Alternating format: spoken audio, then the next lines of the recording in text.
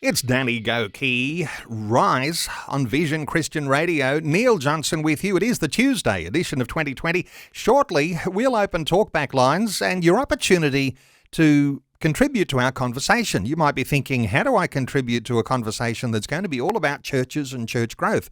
Isn't this something for the leaders? Well, I can tell you that we all make up who the church is.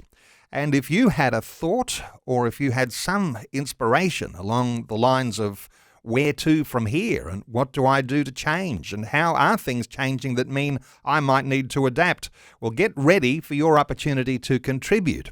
Australia is changing, and if you haven't noticed, church is changing and the attitudes of Aussies to church is changing too. An important question to explore today on how do we continue to engage our communities and multiply our churches. Well, there are some events that are coming up with an organisation called Exponential Australia. There'll be regional events in Melbourne, in Sydney and in Brisbane ahead of a church multiplication summit that's coming up in Perth on the 31st of May. Now, these events are going to feature some outstanding leaders, well-known leaders like author and leader Ed Stetzer from the United States, Bishop Rick Thorpe from the UK, Dave Ferguson, who leads one of America's most influential churches, and our special guest today, Bree Mills. Bree is Director of Micro Churches Australia and is an authority on missional leadership. She's called a Leadership Accelleration Catalyst with Exponential Australia, and she spent the last decade leading networks of micro churches alongside existing churches and in independent networks. Bree, a special welcome along to 2020. Awesome. Thanks for having me. It's great to be here. Let's talk first of all about this big multiplication summit that's coming up on the 31st of May. Your insights here, Bree, because regional events leading to a big summit. Give us your insights into what the intention is with that. Yeah, so the intention really is to have a conversation with the Australian church. We want to spark some conversation. We want to have some great thinkers in there talking about how we're thinking about church, how we need to rethink church and evangelism and mission. And so we're just trying to start some conversations around Australia so that we can start to have a think about what it is that God might be calling us into in this season. So a great bunch of speakers coming together and just really trying to start the conversation in the Australian church. Interesting, isn't it, that the conversation is a necessity. As some will say, this will just be another talk fest. When I turn up to church the following weekend, it'll probably still look the same. But if you don't have a conversation, if you don't sow some seeds that get people thinking on different levels and appreciating perhaps the threats or the weaknesses that are in church, then nothing will ever change. So you have to have experts come, deliver their thoughts, and you have to have almost a hungry people who are ready to receive something to take things in new directions. What are your thoughts about the fact that, a talk fest is necessary? Well, I think we need somebody to spur the conversation. So we need the speakers to come and actually kind of drop a few key thoughts that get us thinking. And then in the afternoon of these events, we've actually got some workshops and some spaces where we can actually start to think, well, this is what Ed Stetzer said, but he's from the US. How do we contextualize that in the Australian context? What learning can we pull out for the Australian context? And so I think it's really getting the speakers to really, push the buttons that cause us to move and start to propel us to think forward, and then having those conversations in the afternoon with other church leaders about what this could look like in our context. Now, interestingly, some will say you've got the American experts coming out here to tell us Aussies how to do it, but the shoe has been on the other foot because you're just fresh off the plane because you've been in the United States. And you've been the Aussie contribution to how Americans are thinking about these things. What sort of reception did you get in the US? I got a lovely reception in the US. I actually got called this week the matriarch of micro churches, which I'm not sure I'm old enough to really claim a matriarch title But I really loved it. There's a great community. And one of the things I really loved about the microchurch community is it's very collaborative. People are wanting to learn from one another. They're wanting to collaborate. They're wanting to share their resources. And so that's what I did over in the States, met with a couple of different groups, and we shared different resources and learnings along the way. And one of the things that's interesting, the microchurch movement that we're seeing in the Western church, of course, this is happening in the majority world most of the time anyway, but in the Western church, it started in the UK, the US, and Australia about the same time, completely independently of each other. Let's talk about that word microchurch, because some will be thinking, what does that mean? There's a home church movement that's very strong in Australia, no doubt around the world too. When you say microchurch, comparing that to our ordinary local church on the street corner or in the suburb, compare that also with the contrast to a mega church, which might be something that's grown to, even tens of thousands of people. What's a micro church? So a micro church is really a small, Jesus-centered community of disciples that have come together around both a love for God and a love for a particular people or place, and they're seeking to, empowered by the Spirit, to just demonstrate and proclaim the gospel to that particular people in contextually relevant ways. Now, it's a new term, but it's certainly not a new idea. So if you trace back in our history, God Squad is a great example of a micro-church movement. Mothers Union in its early days would be something similar. They're small churches aiming to reach particular parts of our community in contextualized ways. And a lot of people will be thinking, well, I'm a part of a home group or a cell group, and they get called different names, a connect group.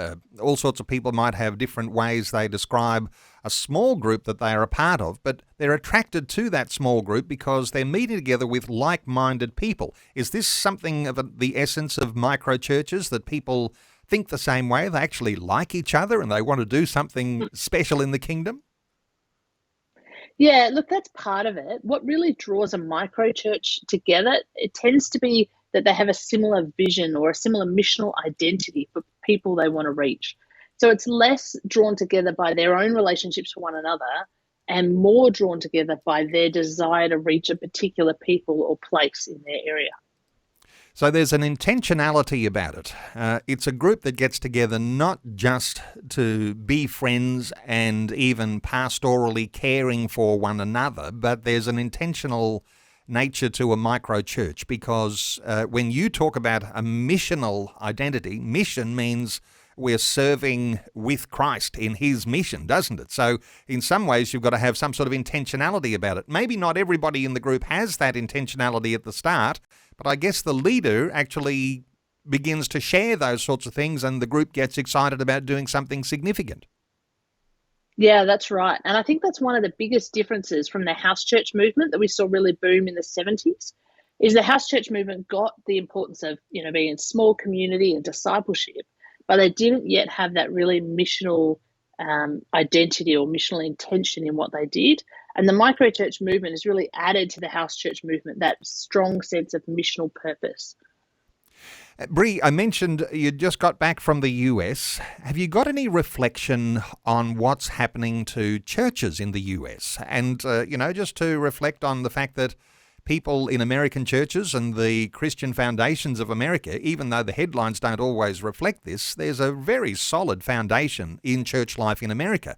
As I understand it, weakening a little, but what were your perceptions of the health of the church overall in the United States? Did you get that sort of perception at all? Yeah, look, it's definitely weakening, and they're certainly finding post-COVID that they're getting a lot less people come back into churches, into traditional churches.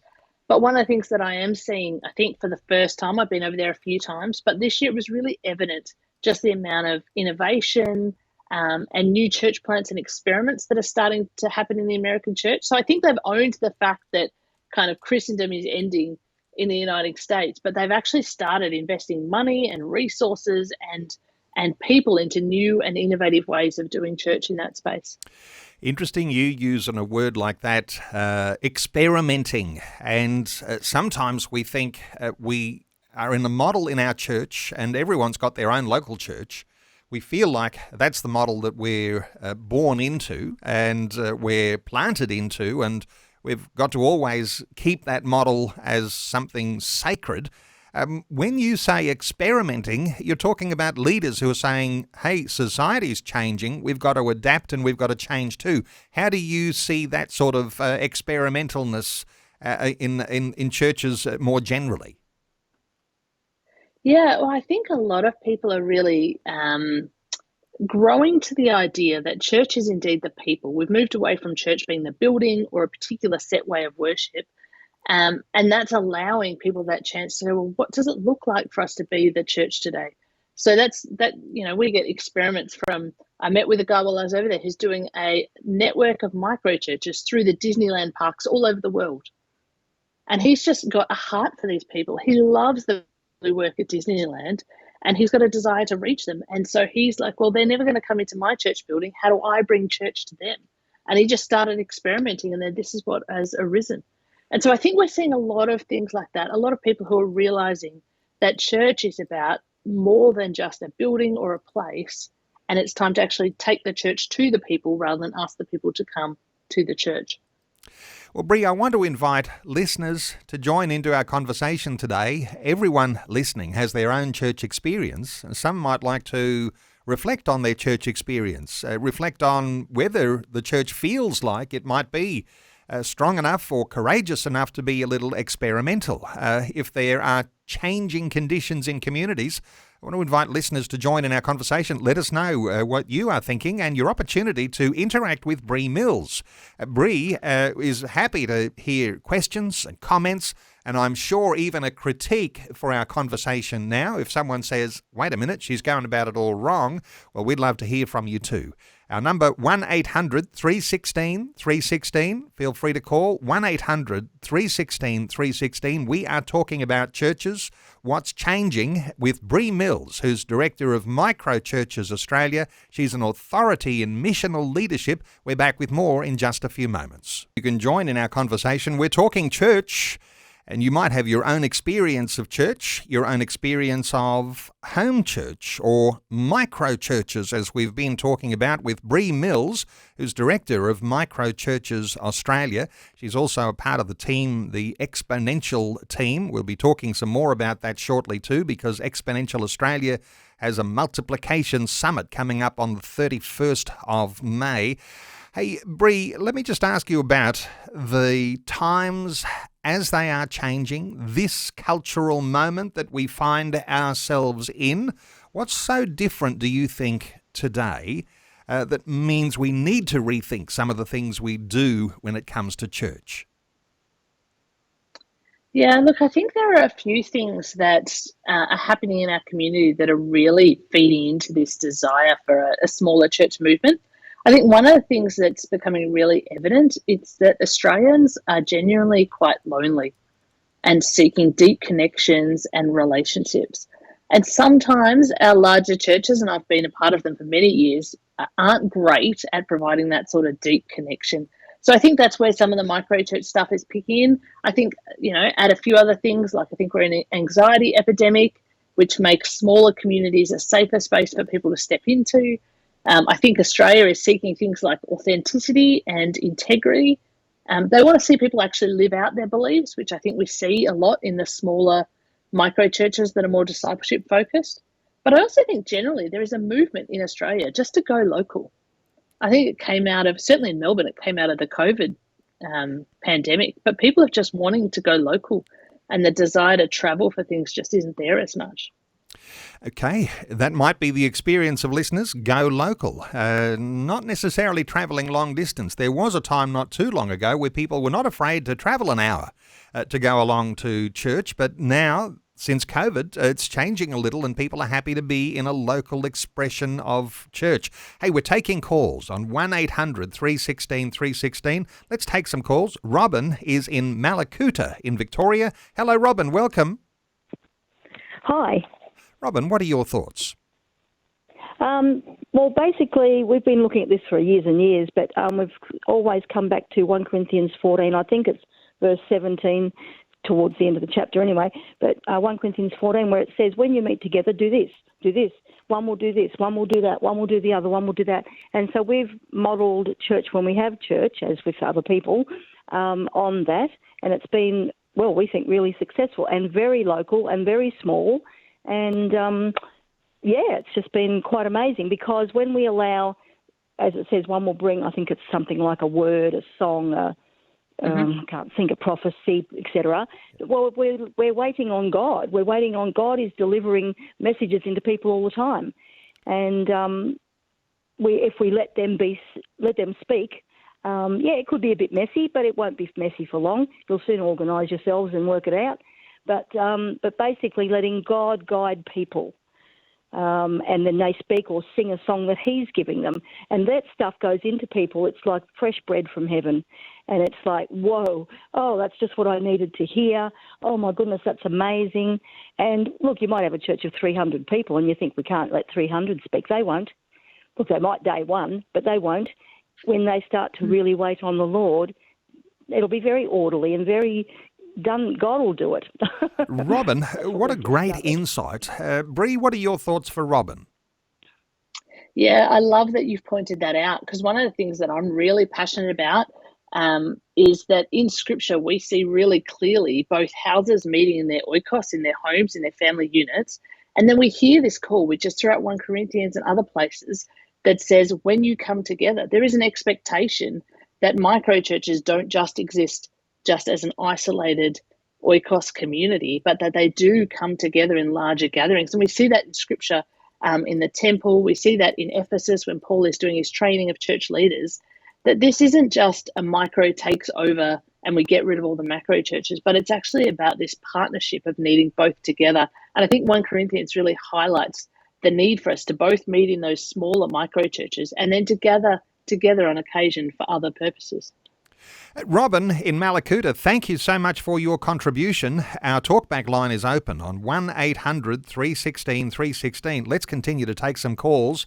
Eris is in Brisbane. Hi, Eris. Welcome along. Eris, are you with us? Eris, you might need to call us back, 1800 316 316. Let's take another call from Gary in Campbelltown, south side of Sydney. Hi, Gary. Welcome. Hello, how you going? Good, Gary. What are your thoughts? I'm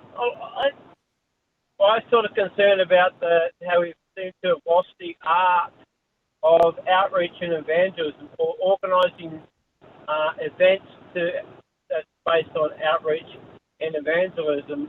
Because you go to church and they're very much, this person, these people can, witness in their, or talk to people in their home, up in workplaces and things. I know that's good, but I think some people are probably reluctant, and I think having things planned and organised to go out there and actually, as groups and running an event that's based on evangelism. Because we're very good at running events and things that help build up the church, but that's sometimes I think that's as far as we go as with these groups or planned events. Eris, breaking up a little bit there, I think we can pick up on the sorts of things you're saying here. And I suspect there's going to be a need for bigger churches and bigger events that are specially focused. But let's get a thought or two from Bree, if you can respond to Eris. Yeah, well, I think evangelism in Australia has almost become a dirty word, something that we're not allowed to talk about and that we're a bit nervous around. But I actually think it's really important. And I think we have both a need for bigger events at times where we do have a more general call. But I'm also, because of my heart for micro churches, my passion is to say, well, actually, what does it look like for us to reach out to a particular community? So we reach a particular community in Melbourne, in Notting Hill, and we will happily proclaim the gospel in contextual ways to those people. Well, I know another woman who runs a micro church in Tassie reaches out to a totally different group of people. And if we were to run an event, those two groups of people probably wouldn't be served by one event. And the joy of micro churches is that we can actually scatter broadly and reach a whole lot of different people in a language that they can see and understand and almost taste the gospel for themselves. So I think it's a both and approach. We need the larger events, and I think they have their place, especially I think with young people and students. But I do think we need the more targeted forms of evangelism through microchurches as well. And I'm sorry, I called you Eris, but it's Gary. Gary, thank you so much. Yeah. Did you have anything more to add? Yeah, I can't think of it. I think I said most of what I was That's thinking. good stuff. Well, Thank you so much, Gary. Great to hear from you. 1-800-316-316 to join our conversation. Now we've got Eris, who's in Brisbane. Hi, Eris. Hi, mate. How are you? Good. What are your thoughts quickly? I'm more to microchurch and macro church. Microchurch and macro church. Are you asking that question? Yes. Okay, so a micro church and a macro church, or is a micro church its own field starting small and everything else becomes macro after that? Bree, what are your thoughts for Eris? Yeah, so I would say that there's all sorts of different churches. I think the Baptist Church in New South Wales have done a great job of outlining the different churches that exist. Micro churches are small communities, usually less than 30 or 40 people that meet with a particular missional identity in mind. I would say your macro or your mega churches are your really large churches that serve thousands of people and do a great job in doing that. But then you've also got community churches in the middle, smaller communities of somewhere between 50 to 200 in that sort of space, maybe even to 500, where they're serving a particular community in a very different way to your kind of mega churches who serve almost a whole regional area. And I actually think we need all of them. It's an ecosystem in Australia, right? Some people are going to be attracted to that mega church mentality. Others are going to love the old community parish church. And others, particularly I think the de-church or the unchurched who have never come to church, are really going to love that micro church that connects with them where they're at. Eris, thank you so much for your call. Our talkback line is open on 1-800-316-316. The interesting thing here, Bree, if you love your local church, you're not going to want to change that. If you're a part of a mega church and there might be thousands that gather together on a Sunday, you're not going to want to necessarily change that. But there are going to be people in every congregation who are saying, there's got to be more for me to do, and maybe God is stirring me. Maybe he's prompting me to jump out of the nest and actually have a go, and maybe perhaps under the right accountable oversight to have a go at starting something significant. This is the sort of person I suspect you're going to be looking to connect with through your exponential events.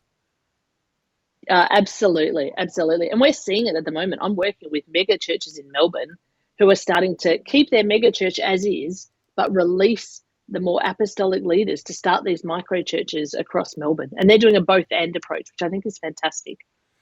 And when you've got those leaders in church life and they're sitting warming the pews, wondering that I'm just having a nice time right now, I'm not sure whether this is my time, what is it, do you think, and we've only got a short time to maybe get a response here, what is it do you think it feels like when you're prompted to take a next step and step out and do something that might be walking on the water? Yeah, I think you often sense in those leaders there's a growing rub or a dissatisfaction with what's going on. Not because they don't like it, because that there is that sense of calling that God is kind of building in their hearts to be reaching a particular people that their current community is not reaching. And so often you'll see them start to rub up against leadership and want to push in another direction. And then I think it's a great place to actually start to work out, well, how do you equip them and send them to go? It's interesting, and we might pick up on something after the news when you feel that little bit of friction or tension, and that might actually be either that you're uncontrolled and need to bring that back into some level of humility, or it may be something in you that is stirring that says, well, I've got more to contribute here and need to jump out and take some responsibility. We'll take some more calls after Vision National News on 1-800-316-316. The Exponential website to find out about these regional events in Melbourne and Sydney and Brisbane and leading up to the big summit that's coming up the end of May, exponential.org.au. That's where you'd be able to connect with Bree Mills as well. We're back with more after Vision National News. It's great to have you with us on this Tuesday edition of 2020. And if you are just joining us, you're welcome to join into our conversation. Our talkback line is open on 1800 316 316. We're talking about church. And if you're a part of a local church, you might want to contribute to our conversation. How do you feel about the sorts of things we're talking about today? Do you think there is any sort of courage in your own local church to experiment a little in some ways to help expansion happen, even by way of what we're talking about today as micro-churches, a micro-church movement? What's the place of the micro-church when we compare it to the local church or even mega-church structures that we have here in Australia too? Well, Australia's changing, and if you haven't noticed, church is changing and the attitudes of Aussies to church is changing too. An important question to explore: how do we continue to engage our communities and multiply our churches? Well, there are some events that are coming up with an organisation called Exponential Australia. There are regional events in Melbourne, in Sydney and in Brisbane, ahead of a church multiplication summit in Perth on the 31st of March. Now, those other regional events, Melbourne the 20th of March, Sydney the 22nd, Brisbane the 24th, and in Perth, that multiplication summit on the 31st of March. Our special guest this hour is Bree Mills. Bree is Director of Micro Churches Australia and is an authority in missional leadership. Our talkback line is open on 1800 316 316. You can join in our conversation. Hey, Bree, when we're talking micro-churches, are we talking about ordinary churches that are a part of giving birth to micro-churches? This is not something that's completely separate from the ordinary local church, is it? This is something that the ordinary local church can do to actually get that expansion happening. How do you see it? Yeah, that's exactly right. So my first experiment with micro-churches was actually out of a large evangelical church in Melbourne, an Anglican church, who, when I said I had a particular passion and I feel a call from God to go reach our neighbourhood, they released me to be able to do that. And we ended up with a network of about 12 micro churches and 350 people running alongside an existing Anglican church of 500 people. And the two systems actually played well together and benefited one another. And you're not talking about rebels in your church who just don't like the leader or want to go off on their own tangent with a strange doctrine. You still need some level of orderly oversight, don't you, for what might become a micro-church and then a micro-church movement within your local church. You've got to still have the leadership. Absolutely. All micro churches need to be under some sort of leadership, whether that's in partnership with a local church or with their denomination. There are lots of denominations who are setting up ways to actually support and encourage and provide that accountability for micro churches. And isn't that a protection? Because if you've got this accountability from someone who is your oversight, if someone does do the wrong thing, or if there's inappropriate behaviour or any of those sorts of things that might be very controversial, then you've got somewhere to go upline that you can actually get some support and some help and some direction. So really all that's absolutely necessary. Absolutely. Yeah. And especially with our child safe legislation and things like that, we need to be in those sorts of relationships today.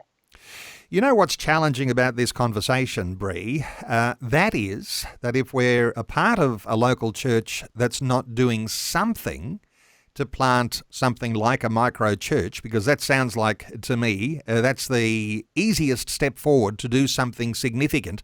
But if you're not doing that, perhaps you're not doing enough. Now, some might be saying, well, you don't know how busy we are in our local church. We haven't got time for all this other sort of stuff. But somehow or other, this needs to be a part of the thinking of every leader, doesn't it?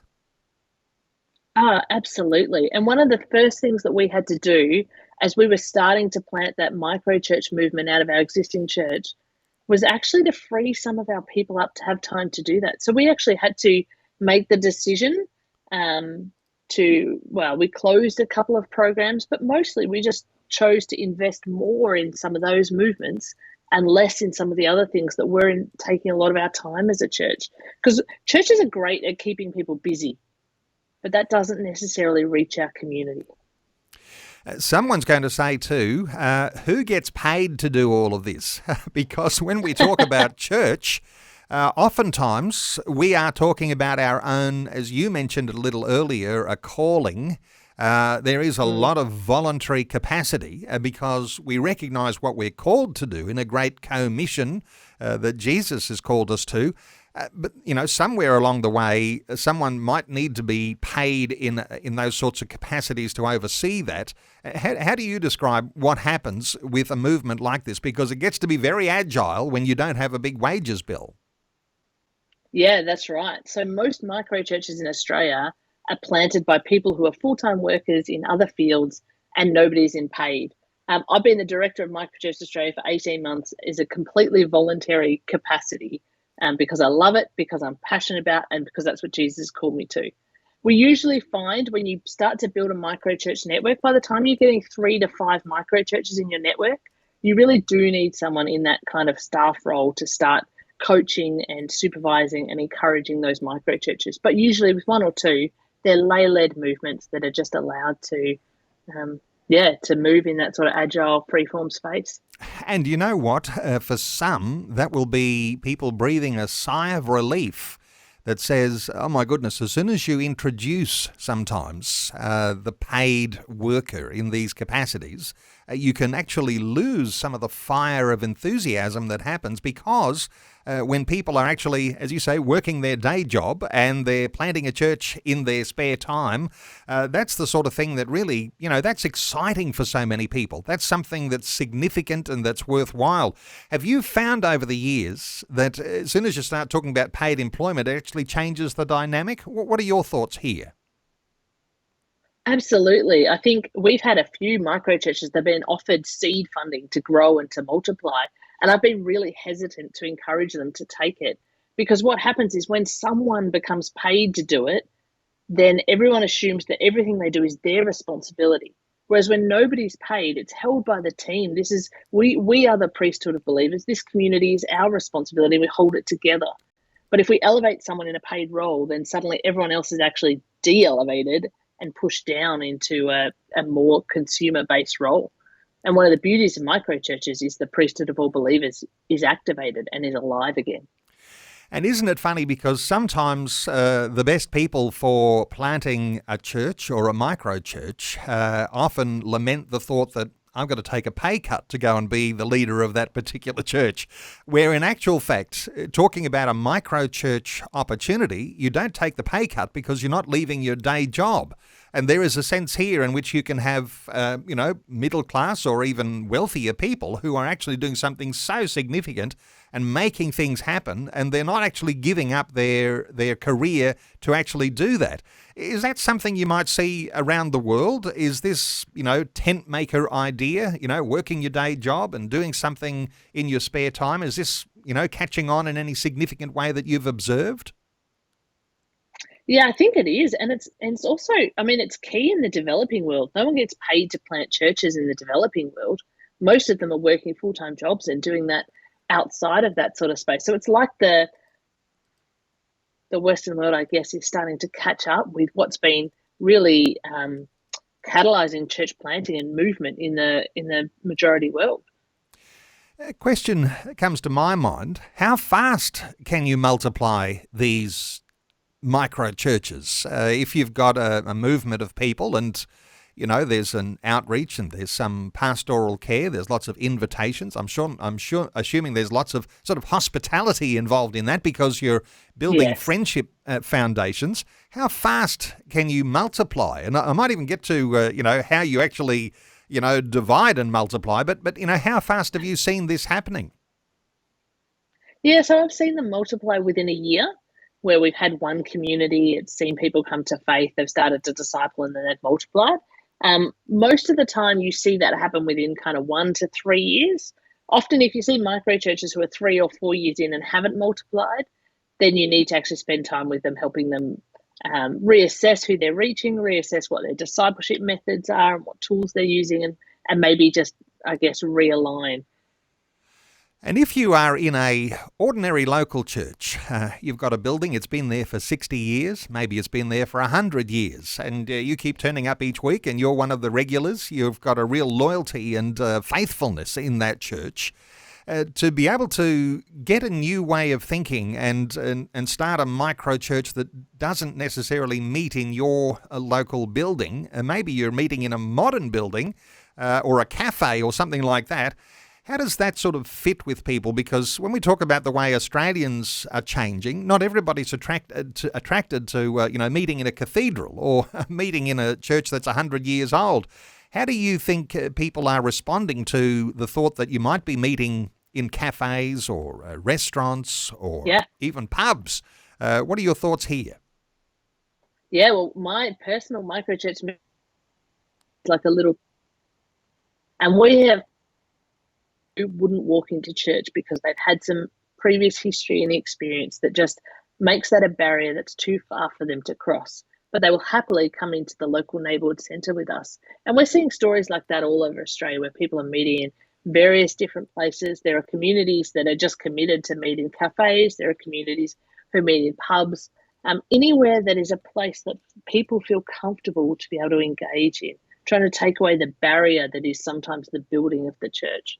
And our experience has been that most churches are actually pretty open to this. They're not offended by these newer communities that are birthing off, reaching in other places. The Fresh Expressions movement in the UK is full of this. Existing churches who are birthing off a smaller micro expression in some community space.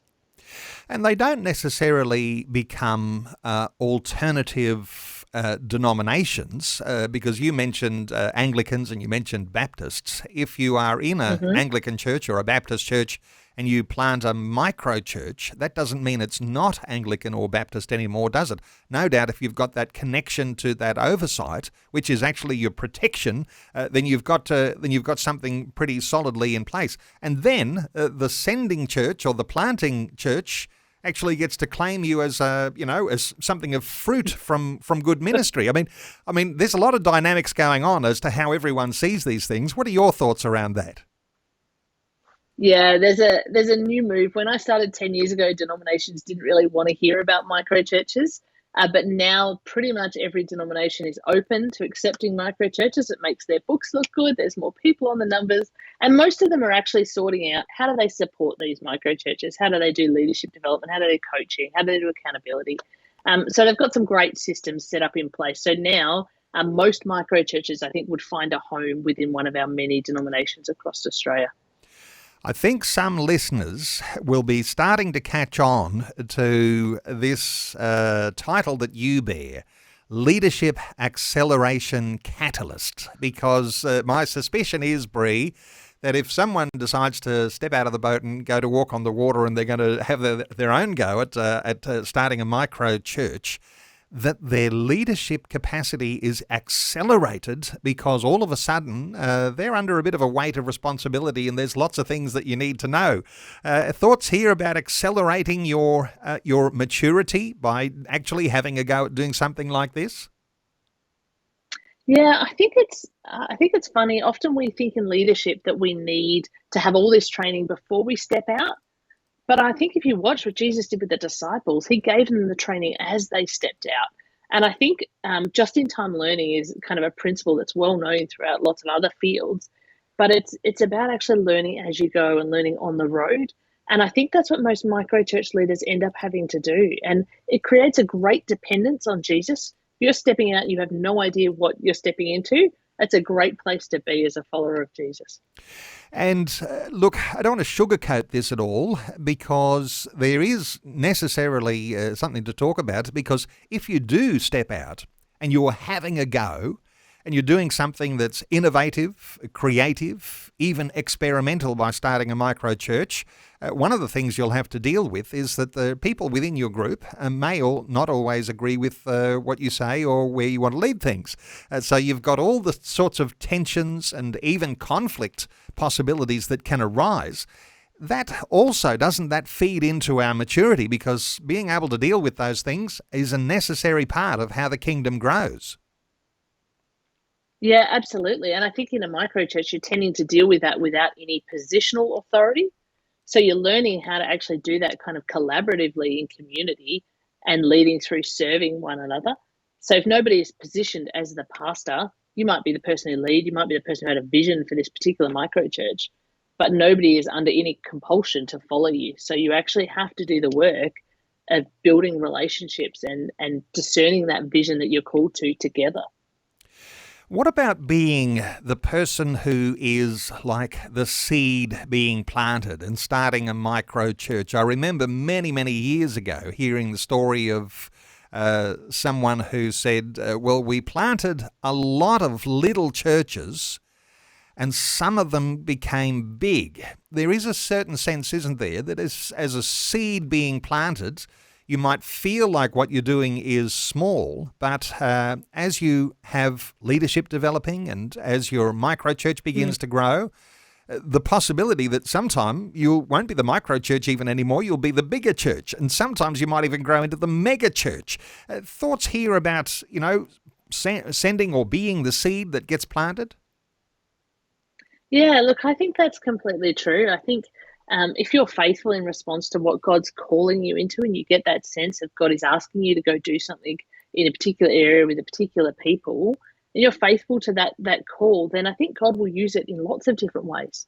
Sometimes he'll use it to birth a network of micro churches. Other times it'll birth a community church or a mega church. I don't think you want to put any limits on what God can do in that space, but I think it's really about that heart orientation that's willing to follow as God is calling and be responsive and obedient to that.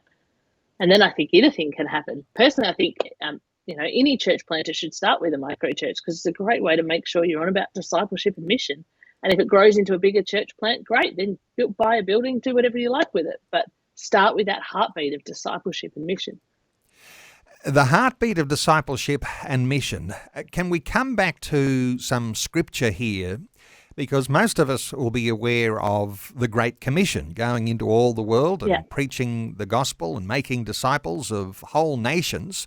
In the Mark Great Commission, there's all sorts of things that go along with that. Miracles and signs and wonders and all sorts of things that you might anticipate as you take these expressions and jump out of there. So come back to the Bible here for a foundation for us for a few moments. There's lots of things that are Great Commission oriented in the scriptures. What is it that sort of jumps to mind for you that will be an inspiration for listeners thinking about this conversation today?